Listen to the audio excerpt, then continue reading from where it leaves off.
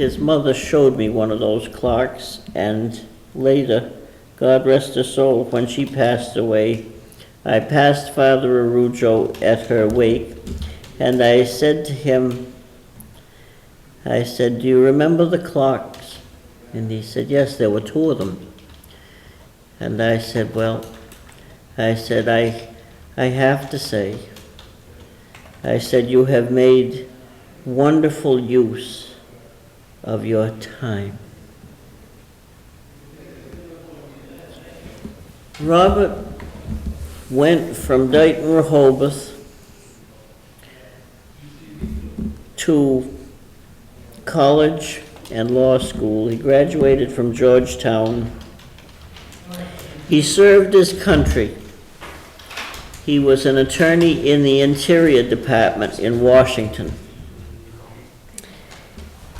Before having had a fine start as an attorney and having acquired the things that an attorney acquires, including fine clothing to wear at the office and so forth, he gave up all his worldly possessions and followed his calling into holy orders as a member of the Society of Jesus, what we call a Jesuit. The Jesuits are the foot soldiers of the church. They are the champions of its great virtues in the trenches. One afflicted part of the world at the time that he was ordained was South America. Needless to say, we remember the loss of life sustained by the Jesuits in the turmoil of the social upheavals of South America of that time. Father Arujo began his clerical work in South America during those turbulent days. Down there at the same time, or nearly the same time, maybe a little bit earlier, but close in time, was the man who was to become Pope Francis, also a Jesuit. He had a bishopric at the end of his calling in that region of the world, but nevertheless, he was a member of the Society of Jesus as well. One thing led to another. Robert placed his stellar legal training and a Master of Laws degree at the disposal of the church. He served the Holy See as an advisor in international law and also served in the Secretariat of State at the Vatican for a time.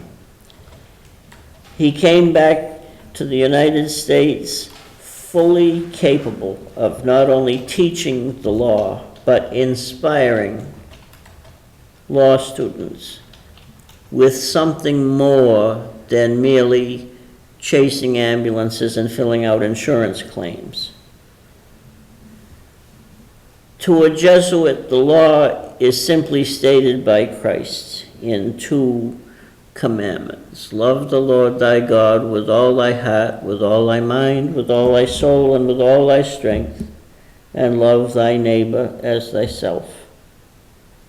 Upon these 2 commandments, Christ said, hang all the law and the prophets.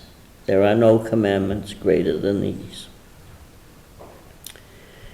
And to hundreds of law students who took from Father Arujo the inspiration of Christ's words as well as secular law. They may have had a more distant relationship with him than parishioners in a parish. but the impact, the impression of his legal teaching upon their lives is still making waves in the legal profession throughout the country and throughout the world. That ripple effect, they have carried with them the image of a man in holy orders wearing a collar, who had faith that the law could be the instrument of God's will as their teacher. He came back to Dighton several times on memorable occasions. Christmas Eves at St. Peter's Church, he sometimes officiated Mass. He had donated many of his books, the books that he had purchased with his father and so forth, among his worldly possessions, to the Dighton Public Library. He made a simple stipulation. He said, any books that the library can't use, I'd like to have Patrick find a good home for. But anything that the library can use, it should keep. And some of the books that he donated are still in the library. There was one book which, according to his stipulation, I kept out. It was his childhood St. Joseph's Bible. And on Christmas Eve one year, when he was back in town to officiate Mass, I got wind of it, that he was at the farm on William Street. I drove over snow-covered roads, and I went to the door, and I said to Agnes, God rest her soul, I said, is Father Arujo in? And she said, yes, he is, Patrick. And I sat at the kitchen table with him, and we talked a bit about law and life and things that matter, over a cup of coffee, which Mrs. Arujo generously provided. And at the end of our conversation, I said to him, I said, well, Father, I said, I came with a purpose. I said, when a man starts a journey such as yours, it's not wrong for him to have a memento of the starting point. I said, and with that I handed him back his St. Joseph's Bible. I said, it isn't that the library didn't have a use for it, I said, but we have Bibles on our shelves. I said, I want you to have this one back. I said, perhaps there's something about it that you'll want to keep. And we shook hands and parted, and he went off to St. Peter's that night to officiate the vigil Mass, as it were. We've seen him since, most recently officiating the funeral of Joseph Coelho of North Dighton at St. Mary's in Taunton. His health seriously compromised, but his faith unflagging and his devotion to duty as sure and calling as it was when he was standing on an overturned tomato crate to practice giving homilies. The overturned tomato crate had, under his feet, had become the altar of God. And in Philadelphia, this last summer, when Pope Francis had his Mass in Philadelphia, Father Arujo was there to concelebrate Mass in Philadelphia with Pope Francis. Ladies and gentlemen, this Sunday is the Arts Festival at Arujo Farms. Thousands of people undoubtedly will traverse the once plowed fields where Robert played as a boy and worked on a farm and waited with anticipation for his father to take him to a bookstore in a truck. His brother, thank God, still has the farm and the family, brother and sister. And we extend our condolences to the family, but we want to remind everyone also that this Sunday is also All Saints' Day. And by All Saints, we should say, saints beatified and saints known only to God. We have every reason to trust that Father Arujo has found his favored place among the faithful servants of our Lord. Very nice, very nice. May I add something? Please. The article that's in the anniversary book on page 71 was pretty much prepared by Father Arujo. When I contacted him and asked him if he would give us some information, he said, "How much detail do you want?" And I said, "A page full, small print, whatever you can fit." So what you read in the book, for the most part, is Father Arujo talking about his career. How he points out, he went to Dighton Public Schools. He graduated from Dighton Rehoboth. That's where he prepared to go on to college. How he was a homebody, probably the strongest homebody, as he describes himself, amongst his siblings. But he left New England and he went to Georgetown. And then he talks about the other schooling he had. Whenever I saw him at St. Peter's, I'd always say, "Welcome home, Father," and he'd always thank me. He joined the Jesuits in 1986 after quite an impressive career in law, and he was ordained in 1993. I can't help but think about an article I read on the internet when I did a web search, and it was written by a friend who also talked about his ability to build model ships and how he, in one particular ship, there was a picture of it in the article, and Father Bob built that to help maintain dexterity while he was undergoing treatment.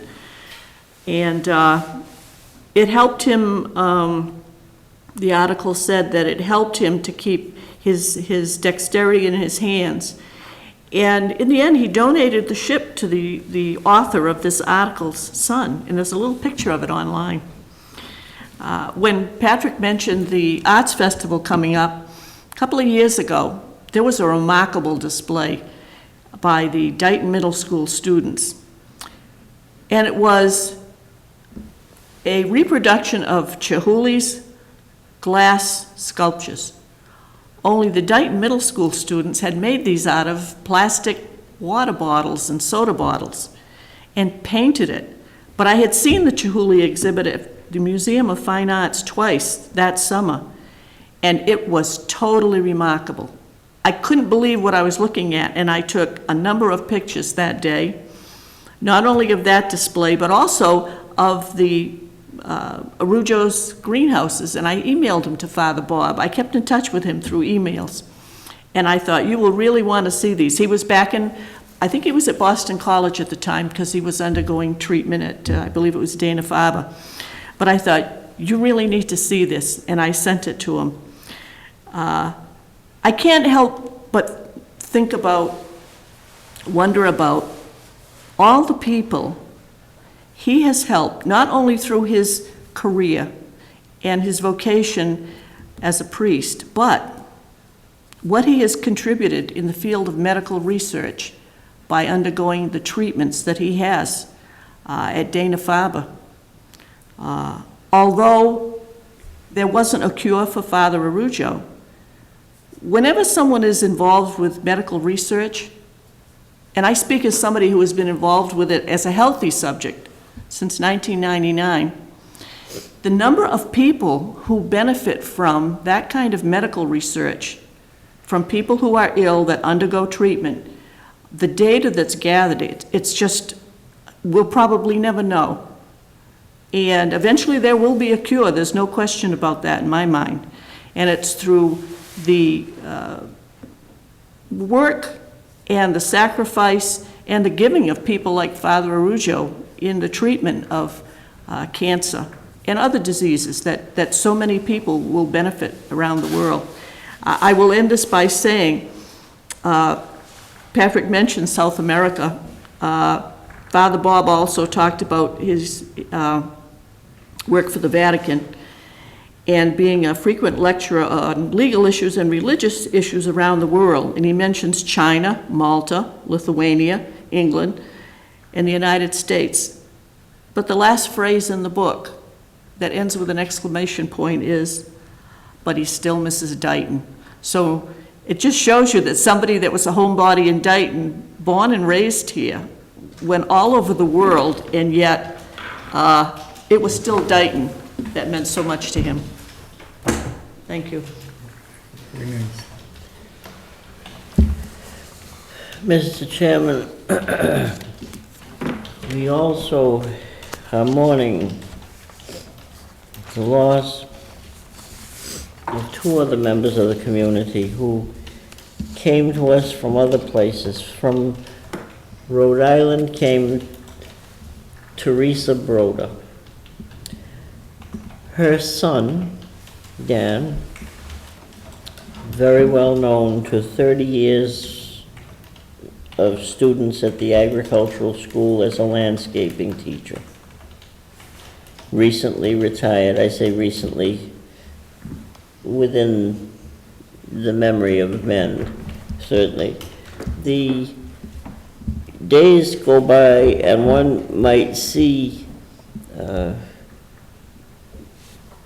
Mr. Broder's father sitting on the stone wall out in front of what used to be the Hampton homestead on Somerset Avenue, smoking a cigar by himself and watching the cars pass. I have to say there have been some summer afternoons when I've sat on the stone wall and smoked a cigar with him, and we reminisced about kind things and good things, things that delight our heart, and the things that we should reminisce about. Mr. Broder, always, his reminiscences were always of his family, and are always of his family. Mr. Broder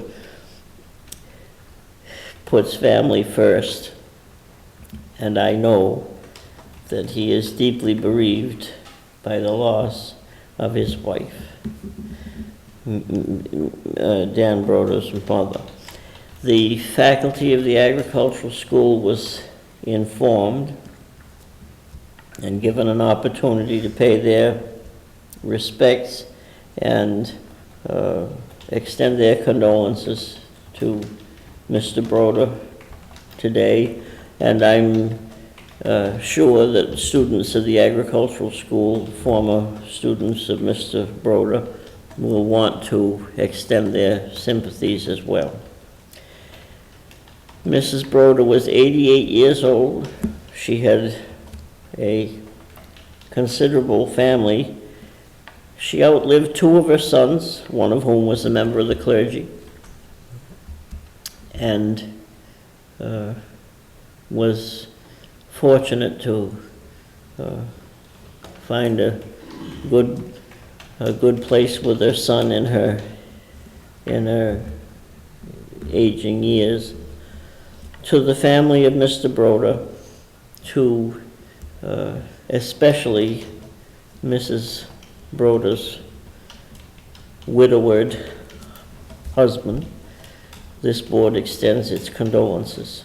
And thank you for your contribution in having raised up a man who became a teacher of your son Dan's stature, another son who was a member of the clergy and a fine family, and having been a good support to a fine husband.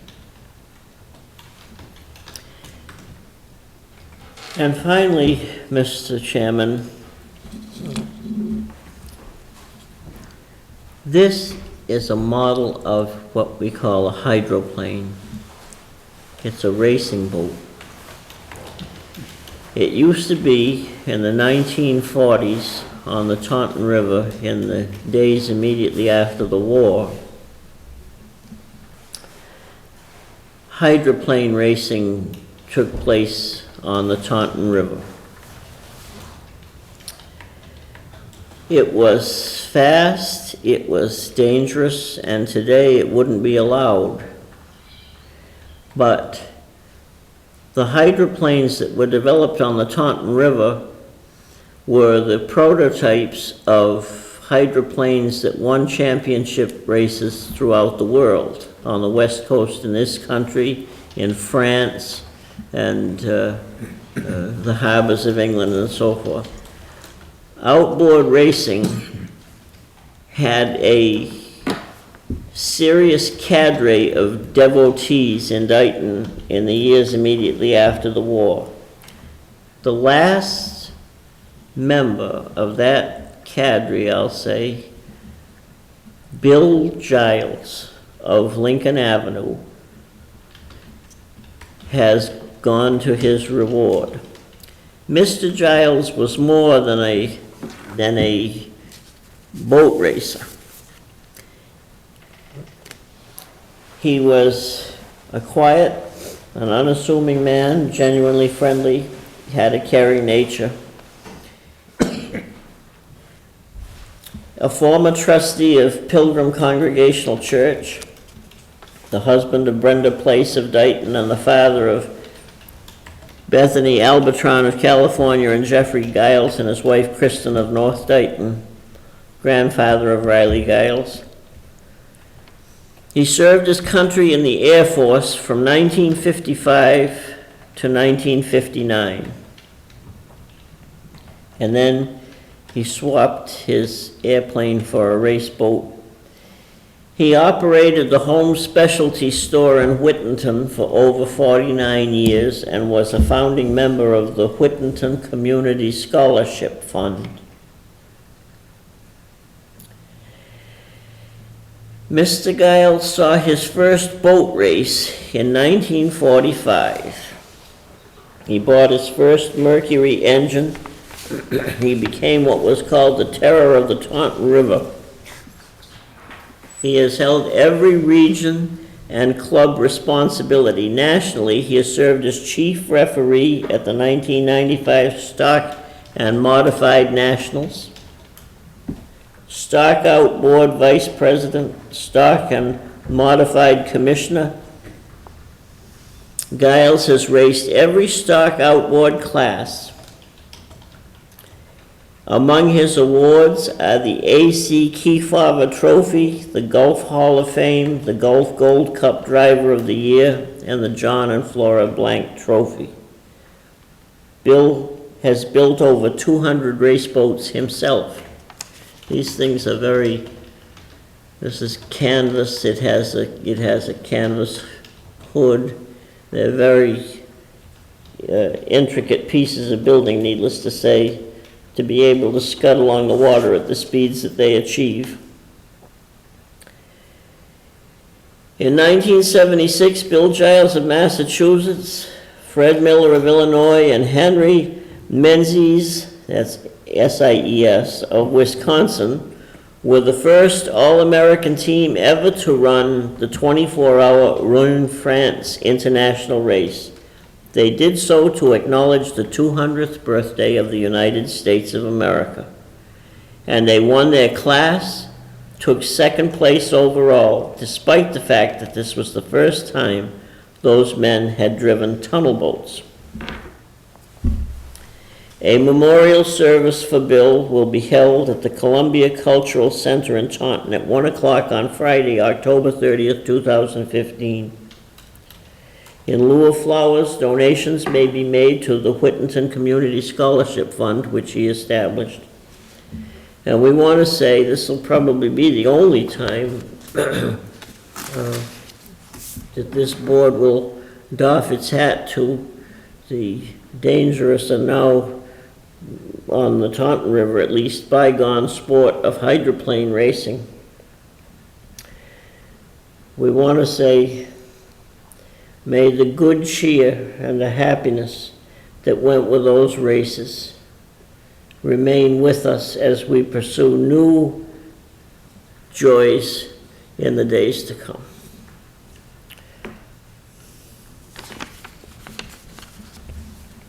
Thank you, Mr. Chairman.